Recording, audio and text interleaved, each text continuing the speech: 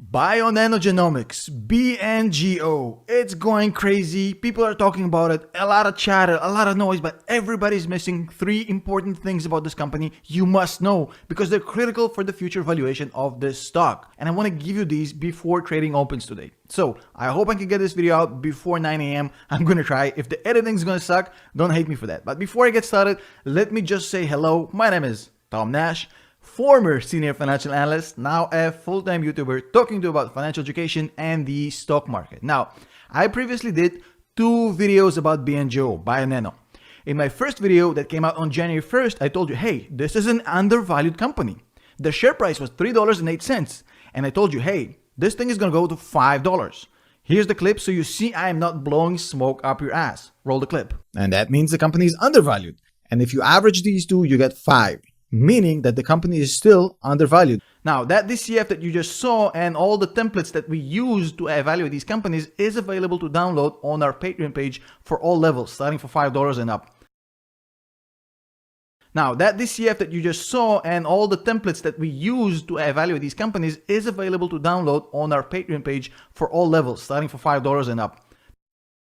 Now, that DCF that you just saw and all the templates that we use to evaluate these companies is available to download on our Patreon page for all levels, starting for $5 and up. Now, that DCF that you just saw and all the templates that we use to evaluate these companies is available to download on our Patreon page for all levels, starting for $5 and up. There's three things everybody keeps missing about this company, and in this video I want to explain those. Now, before we get started, let me explain something. Genomics is freaking complicated. I'm not an expert, I'm not a physician. Most of you aren't as well.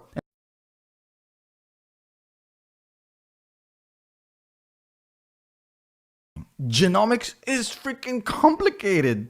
I'm not an expert, I'm not a physician.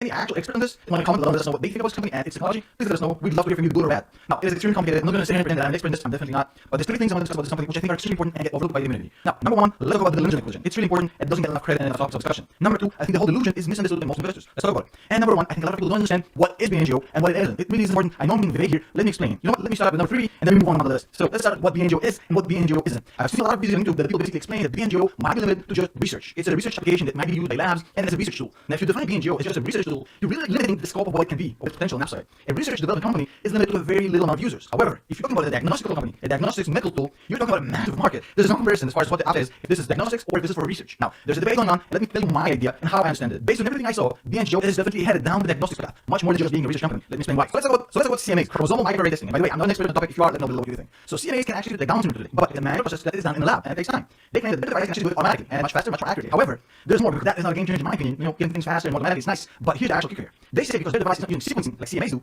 they can actually use their device as a diagnostical tool for cancer, which is insane to me. If this thing can actually diagnose cancer, it's a massive opportunity because as far as I understand it, current genomics and genetics testing, like the CMA testing that we have right now, are compatible for screening and detecting and diagnosing cancer. Now, this thing is actually true. That's a massive game changer. This actually becomes much more than a research tool to an actual cancer diagnostic tool. It's massive. It's a lot of opportunity, a lot of upside, depending on what they're actually doing what these guys say it's doing. Because I'm not a physician, but once this thing gets validated, once we see it's working, it's going to go crazy. Now, the second thing I want to talk about today is the dilution and how it's completely misunderstood by a lot of retail investors. Friday, the company actually announced that they're diluting, they're raising more cash. It's a no-brainer. The stock price is crazy. They need it ASAP. So it's a no-brainer, but it's also meaningless as far as the future of the company. A lot of retail investors just don't understand. Let me explain. When you're getting diluted, your percentage of ownership of the company goes down. So if I own 100% of the company, and it used to be 100%, once a new party comes in, now I give them 100 shares. Now my 100 shares are worth 50% instead of 100%. So I can dilute it by half.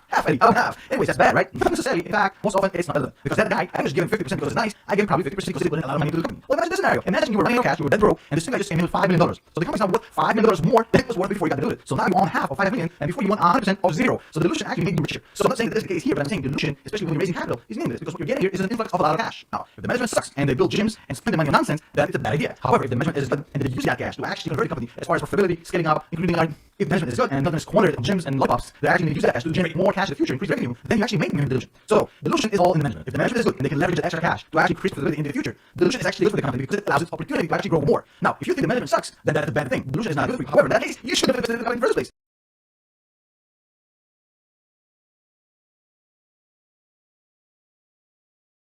The third point I want to make here happened recently and was huge for Bionano, and nobody actually covered it the way it should have been. It's critical. It's cataclysmic. On August 24th, Bionano did something that a lot of the companies in its position would never do. They acquired another company for a lot of money.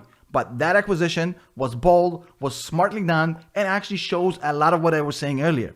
They're going for diagnostics hard.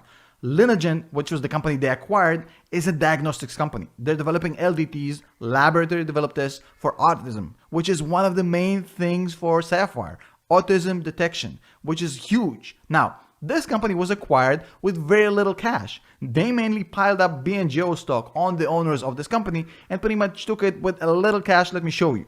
So this was the consideration here. So BioNano paid approximately 9.6 million, but out of it, only 1.7 was in cash. So kudos to the management here. They managed to acquire an important company like Lineagen for 1.7 million in cash. Rest of it was compensation by stocks, which was smart.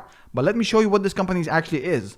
Lineagen is a provider of proprietary molecular diagnostic services for individuals showing clinical presentation consistent with neurodevelopmental disorders, including autism spectrum disorder, ASD, and other disorders of childhood development. What BioNano did with this acquisition was huge. They spent very little cash and got an incredible company that puts them forward in diagnostics. And I think these 3 points make BioNano an awesome opportunity to invest long term.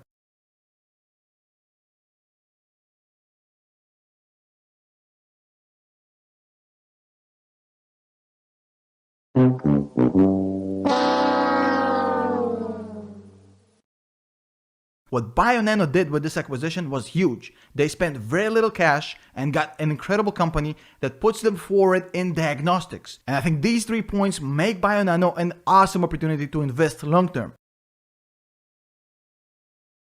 Now, that DCF that you just saw and all the templates that we use to evaluate these companies is available to download on our Patreon page for all levels, starting for $5 and up.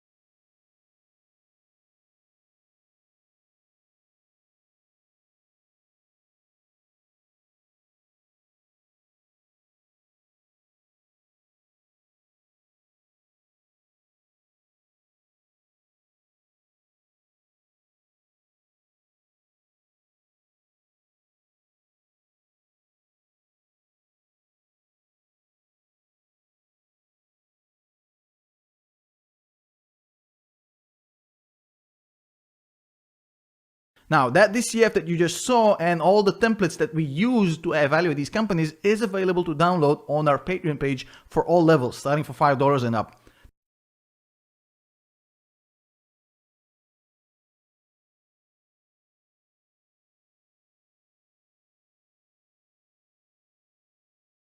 The whole idea is to get out of the U.S. dollar, to get out of a currency that is on the verge of collapse.